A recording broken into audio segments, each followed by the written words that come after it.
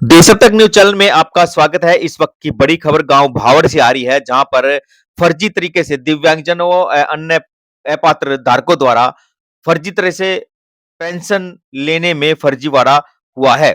बता दें कि गोहाना के गांव भावड़ में फर्जी दिव्यांगजनों व अन्य अपात्र धारकों द्वारा पेंशन लेने का फर्जीवाड़ा आरटीआई में खुलासा हुआ था, मगर समाज कल्याण से इसके खिलाफ कोई भी कार्रवाई नहीं हुई है और न ही अभी तक पूरी रिकवरी हुई है। समाज कल्याण विभाग से आरटीआई में मांगी जानकारी के अनुसार जिले में कितने दिव्यांगजन हैं जो 60 से 100% की कैटेगरी में हैं, कितने दिव्यांगजनों को यूनिक आईडी बनी है। आरटीआई में कर्ता ने आरोप लगाया है कि गांव भावड़ में 39 अपात्र दिव्यांग है बनकर विभाग से पेंशन ली जा रही है। वहीं शिकायत देने के बाद भी कोई भी कार्रवाई नहीं हुई। उलट उनकी 1 साल से रोकी गई पेंशन दोबारा शुरू कर दी गई। समाज कल्याण विभाग ने अपात्र पेंशन लेने वाले से रिकवरी 10 लाख रुपए के करीब की अकेली भावड़ गांव से 7 लाख की रिकवरी की गई है। प्रदेश भर में पेंशन को लेकर कितना फर्जीवाड़ा होगा, ये आप इसी से अंदाजा लगाया जा सकते हैं। वहीं आरटीआई कार्यकर्ता संजय ने बताया कि मैं और मेरी पत्नी सीमा ने दिव्यांग है।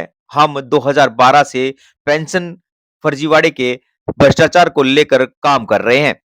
हमने 2019 में समाज कल्याण से कुछ आरटीआई लगाकर जानकारी मांगी थी, जिसमें कुल कितने समाज कल्याण विभाग से पेंशन ले रहे हैं और कितने दिव्यांगजन को यूनिक आईडी बनाई गई है। इस सूचना पर हमें जानकारी मिली कि जिले में 10,362 कुल दिव्यांगजन हैं को पेंशन ले रहे हैं, जबकि 3,000 के करीब यूनिक आईडी बन चुकी हैं, मगर अपात्र पेंशनधारियों की जानकारी नहीं दी गई है। वहीं हमारा यह सवाल है कि मैंने खुद मेरे गांव के अपात्र और दिव्यांगजन द्वारा पेंशन लेने का की शिकायत थी। मेरे अकेले गांव से 39 लोग अपात्र हैं और दिव्यांग थे जो पेंशन ले रहे थे। उन पर कोई भी पुलिस और रिकवरी के दोबारा से पेंशन शुरू कर दी गई, जबकि जिले में अपात्रों से समाज कल्याण ने रिकवरी 10 लाख के करीब की है, जबकि मेरे गांव से 7 लाख रुपए रिकवरी है। यह प्रदेश में कितना फर्जीवाड़ा है। विभाग से यह शिकायत है कि कोई भी कार्रवाई नहीं हो करते हुए दोबारा से कैसे पेंशन शुरू होगी। मैंने इस बारे में हाई कोर्ट में अपील भी की है, मगर वहां से भी तारीख पर तारीख मिल रही है। ये क्या पूरा मामला सामने आया था, बताओ इसका। मेरी पत्नी सीमा गांव भावड़ निवासी जिला सोनीपत, उसने आरटीआई लगाई सिविल सर्जन सोनीपत और ये 8-10-2022 को लगाई थी। सिविल सर्जन सोनीपत व समाज कल्याण अधिकारी सोनीपत।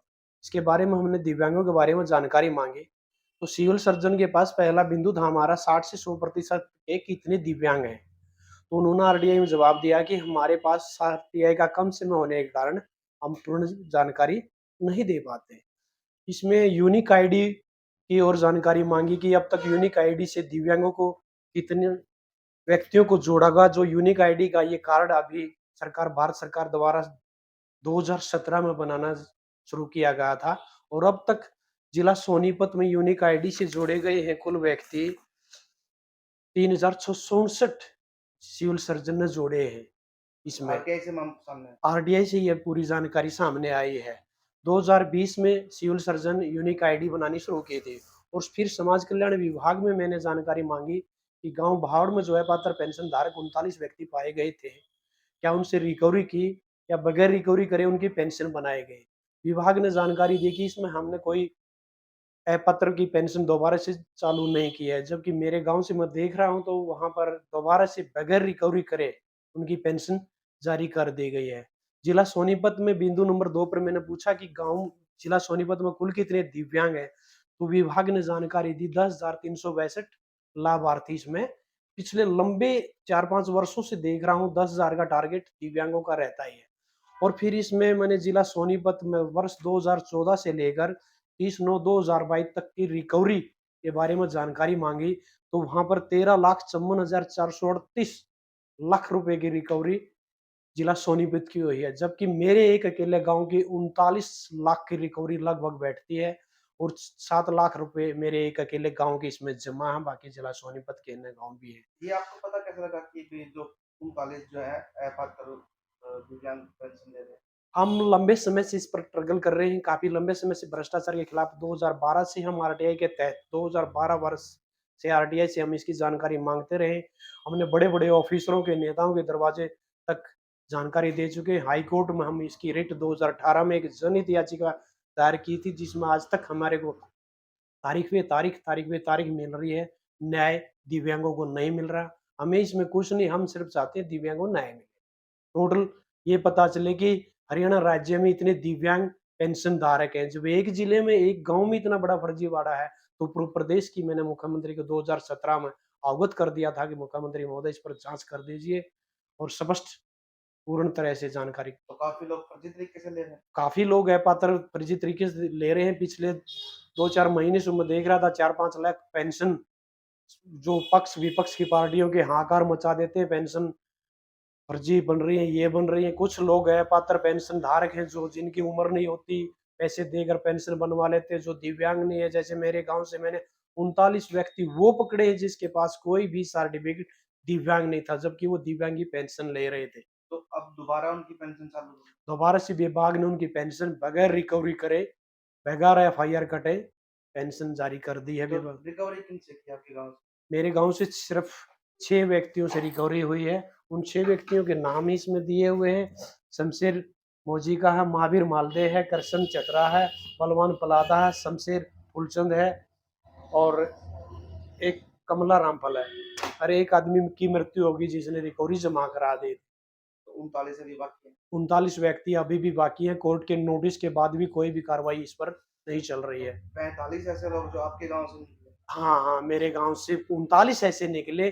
टोटल तो ये 92 व्यक्ति पाए गए थे। कुछ लोगों ने जैसे तैसे करके फर्जी सर्टिफिकेट अपना प्रस्तुत कर दिया था। जैसे मेरी पत्नी का 50 सर्टिफिकेट था, तो डीसी साहब ने कह दिया था कि इसका सर्टिफिकेट राउंड फिगर 70% करा या 60 करा, नहीं तो इसको 1 महीने के अंदर इसको जेल में डाल देंगे। तो मेरी पत्नी को दोबारा से हमने यूनिक आईडी जो बनती है, हमने ये 3 बार रिन्यू करवा चुके हैं इसको।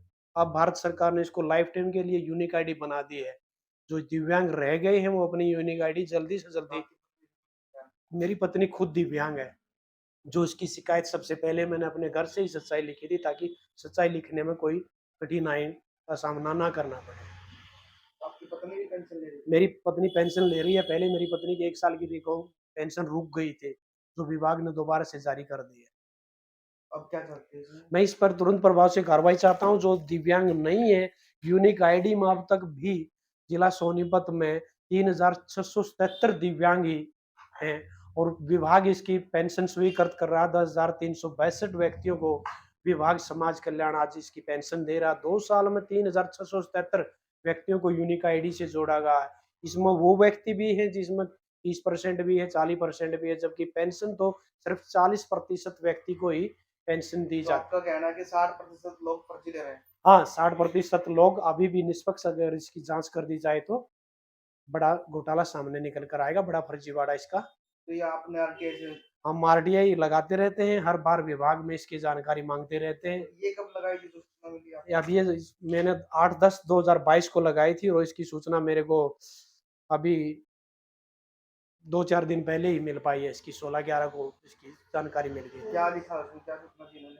इन्होंने मेरे को सूचना दी है कि जिला सोनीपत में कुल रिकवरी 13,54,438 रुपए जिला सोनीपत से रिकवरी हुई है 30/9/2022 तक।